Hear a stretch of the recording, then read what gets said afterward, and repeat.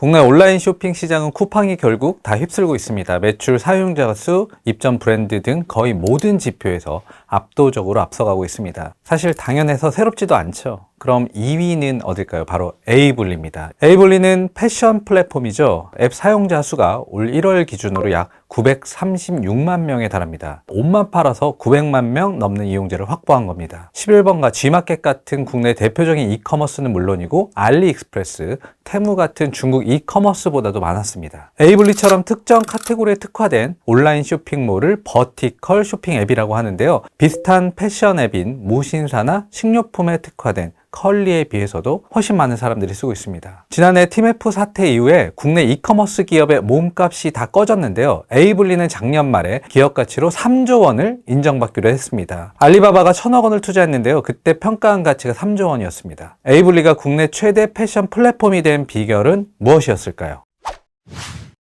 에이블리는 강석훈 대표가 2015년에 창업한 회사입니다. 강 대표는 대학 재학 시절에 온라인 동영상 서비스 OTT라고 하죠. 왓챠를 공동 창업했는데요. 강 대표가 온라인 쇼핑 시장에 뛰어든 건 뭐래도 파이가 큰 곳에서 해야겠다는 생각을 했기 때문이었어요. 시장 규모가 100억 원인 곳에선 시장을 전부 장악해도 100억 원에 불과하지만요. 100조 원인 시장에선 1%만 점유해도 1조 원을 차지할 수 있다는 생각을 했다고 해요. 실제로 2024년에 국내 온라인 쇼핑 시장의 거래액은 242조 원에 달했고요. 에이블리가 이 가운데 약 1%인 2조 원가량을 차지한 것으로 추정되고 있습니다. 생각은 쉽지만 이걸 실제로 했다는 게 대단한 것 같습니다. 사실 에이블리는 굉장히 늦게 온라인 쇼핑 사업을 했죠. 2018년 3월에 처음 앱을 내놨으니까요. 이땐 이미 쿠팡과 네이버 쇼핑이 시장을 장악하고 있었고요. 또 롯데와 신세계 같은 유통 대기업들도 새롭게 앱을 내놓고 대대적인 마케팅을 할 때였습니다. 에이블리가 이들과 달랐던 건 크게 두 가지였는데요. 우선 셀러인 판매자가 달랐습니다. 통상 온라인 쇼핑은 오픈마켓 형태가 많죠. 물건 팔 사람 잔뜩 입점시켜 놓고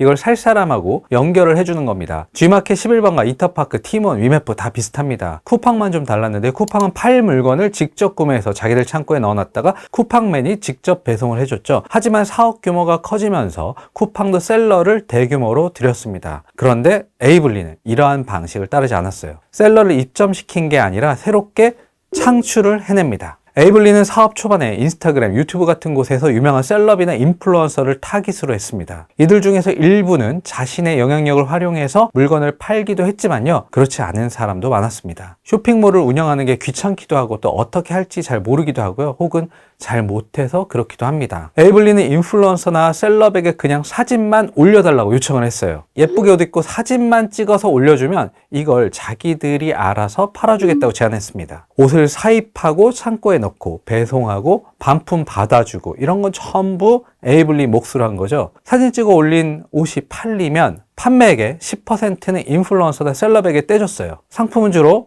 동대문표 옷이었습니다. 이게 될까 싶었는데 그런데 대박이 납니다. 사업 초반에 에이블리 앱은 결제 창도 잘 안 뜨고 버퍼링도 심하고 앱도 종종 다운되고 시스템이 굉장히 불안했는데요. 사람들이 이걸 다 참고 결제를 하는 겁니다. 왜냐하면 자기들이 좋아하는 인플루언서 상품이니까요. 에이블리에 들어가면 돈 번다는 얘기가 금세 퍼졌고 너도 나도 에이블리로 들어가서 시작을 합니다. 셀럽이나 인플루언서가 아니고 패션에 감각 있는 일반인들도 많이 참여하고 있습니다. 에이블리는 이분들을 파트너스라고 부르고 있습니다. 에이블리는 2019년에 이런 일반 셀러도 받기 시작합니다. 셀러들이 입점을 하게 되면 에이블리에 기존에 없는 상품 구색이 생기고요. 또 이들 셀러를 원래 에이블리가 추구했던 파트너스로 전환시키는 것도 가능해집니다. 직접 쇼핑몰을 운영하는 대신에 에이블리에 다 맡기는 거죠.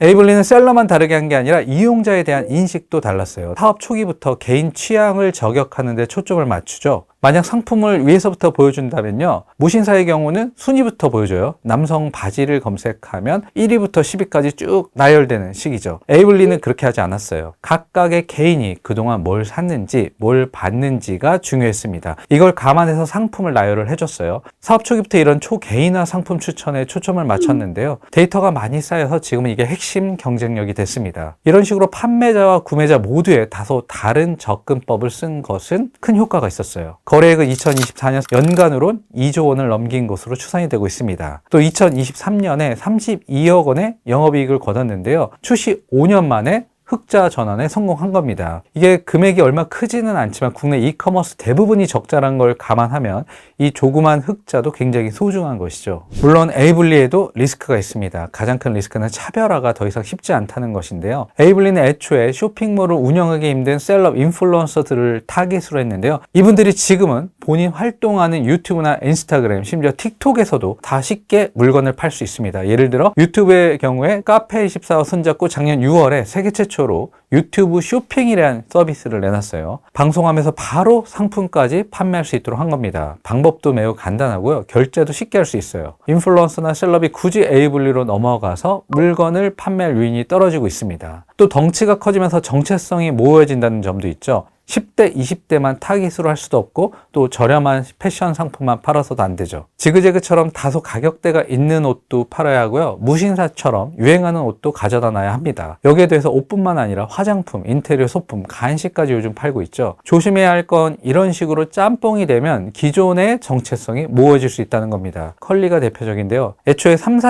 40대 강남 맞벌이 주부를 타깃으로 한 프리미엄 식품 판매로 인기를 끌었는데 지금은 온갖 거 다 파는 쇼핑몰이 됐잖아요. 그러면서 기존의 고급스러운 이미지는 많이 퇴색됐죠. 이게 이용자 수에서도 드러나는 게 에이블리가 급격히 늘어나는 동안 컬리는 계속 정체되어 있었습니다. 물론 컬리의 성장 전략일 수도 있겠지만요. 최소한 이용자 수 확대 면에선 성공적이지 않았던 듯 싶습니다. 에이블리는 물론 컬리와는 다르고요. 무신사와도 다르죠. 지금까지는 고유한 정체성이 잘 유지되고 있는 것 같습니다. 에이블리가 남과 다르게 계속 성장할 수 있을지 눈여겨보시죠.